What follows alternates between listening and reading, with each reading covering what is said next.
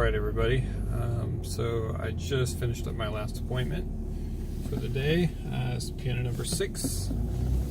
So it was another Boston studio. It was a Boston 118S. And it was okay. It did okay. She moved here about 6 months ago, so I tuned it when she first moved here, and then this was the second tuning. So did a little bit it's a little bit better than I thought it would. It's kind of close to an air conditioning return, but it seems like it's doing okay. It's just a little bit flat in the tenor, which is pretty common in the winter months. So now I'm driving back. I'm actually going to my shop tonight to work. I've got some work to do.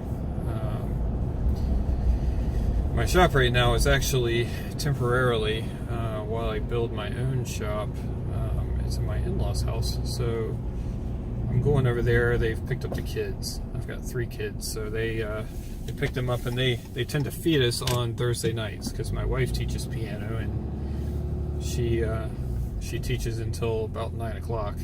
So I'll go over there and get some work done before dinner, and then I'll probably go pick up my wife when she's done, and I'll bring her over and we'll eat dinner, and then we'll head right home and put everybody to bed, and then it's possible that I'll head back to work again after I get them home and in the bed. So it's going to be a long night, but sometimes that's what I've got to do. This time of the year, I don't get as many days in my shop. I generally spend at least a day a week working in my shop. But during this time of the year, just to fill the demand that I have, because it's the Christmas season, I have to schedule all my shop days working in the field. Which means I work a lot more late hours in the shop. I've got a major rebuild job going right now on a 1870s Steinway, and it's a big project. It's got the original soundboard in it, and the customer really wants to preserve that original soundboard, even though it really probably needed to be replaced. And I'm actually doing a black fringe polish on this thing, so it's a big job. It's kind of halfway through the process right now. I did an epoxy restoration on the soundboard and just finished it, and I've got most of the cabinet stripped down, and I've got some of the parts dyed black. So it's a project and a half, this one, and you'll probably be seeing some of it along the way, and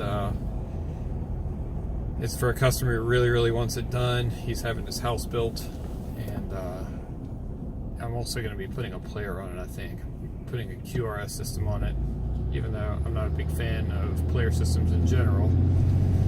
Aside from Disklavier, I like Yamaha Disklaviers. I think they're probably the best.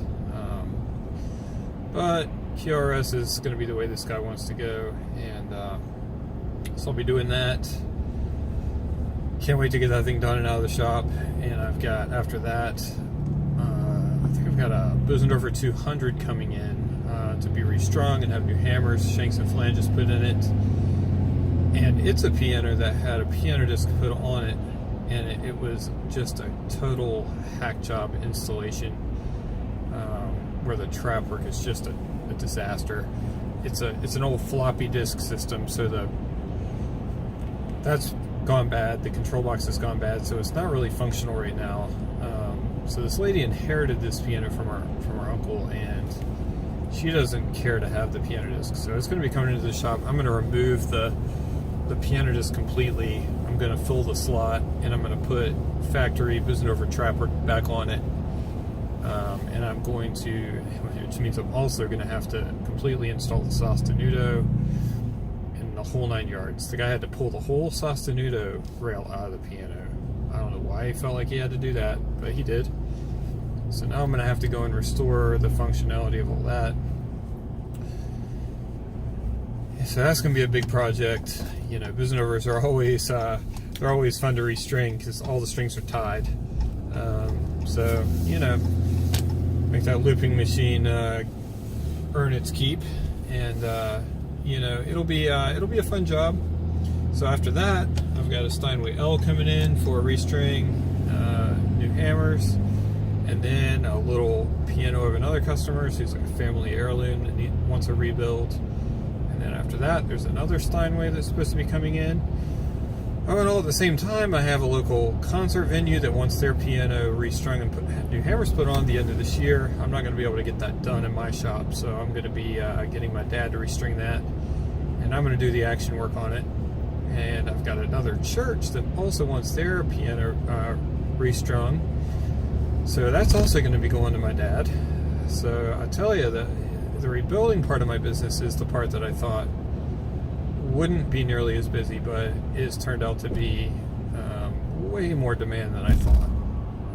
So it's great. I enjoy the rebuilding shop. It's probably not my favorite part. I'm probably more gifted at tuning and voicing and regulating, but I do a good enough job. I work really hard to do good quality work in the shop as well. I'm just slower than molasses.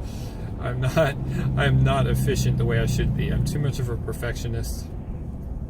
So honestly, if I look at the dollars and cents, I definitely make more money tuning than I do rebuilding. But if you're a full service technician, you really have to offer rebuilding for your clients. At some point I need to hire somebody. I really need to hire someone and train them, but it's very difficult because I don't have the hours to stay in the shop and train them. And then people these days, they don't want to train and not get paid, so you have to pay somebody to train them. And inevitably, it seems, you train somebody and then they leave. So you've invested all this money, paid them, invested your time, and then they're gone.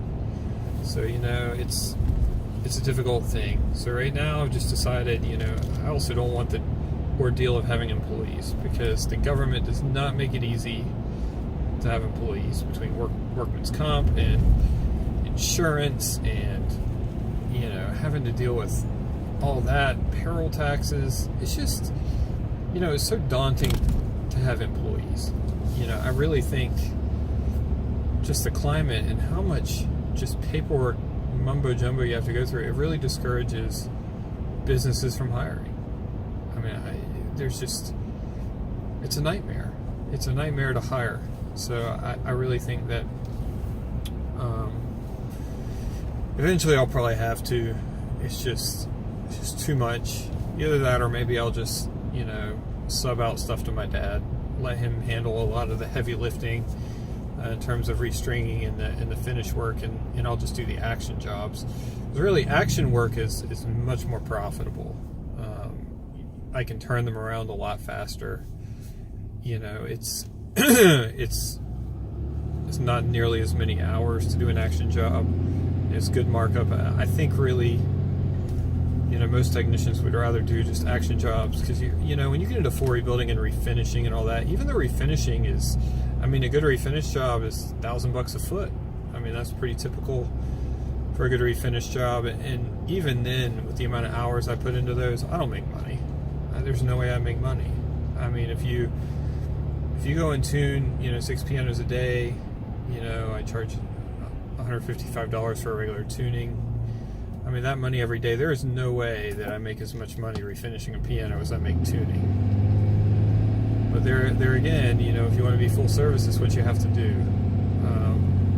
The thing is, if you actually charged for all the hours it took to refinish a piano, it would be so expensive, no one would ever pay it. Seriously.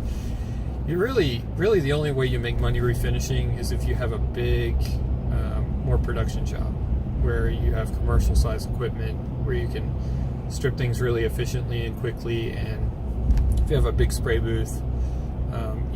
I've personally gone to doing a French polish because I can't really be spraying lacquer in a home setting, and shellac is low fumes, it's a lot cleaner work. It dries really quickly. You don't have to worry as much about dust. It's really just, it's a learning curve, but I really think it's a beautiful finish.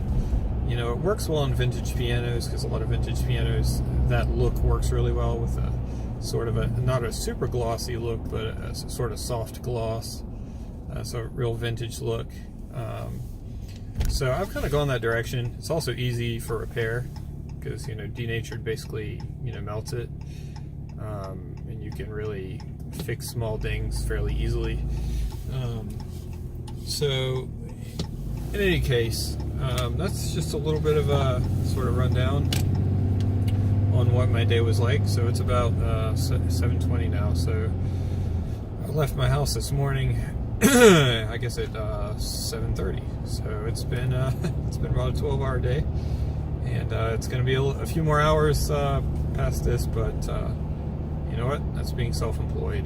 And if you want your family to eat, this is what you do. So anyway, I will probably post some more videos either tomorrow or the next day. And until then, thanks very much. Bye-bye.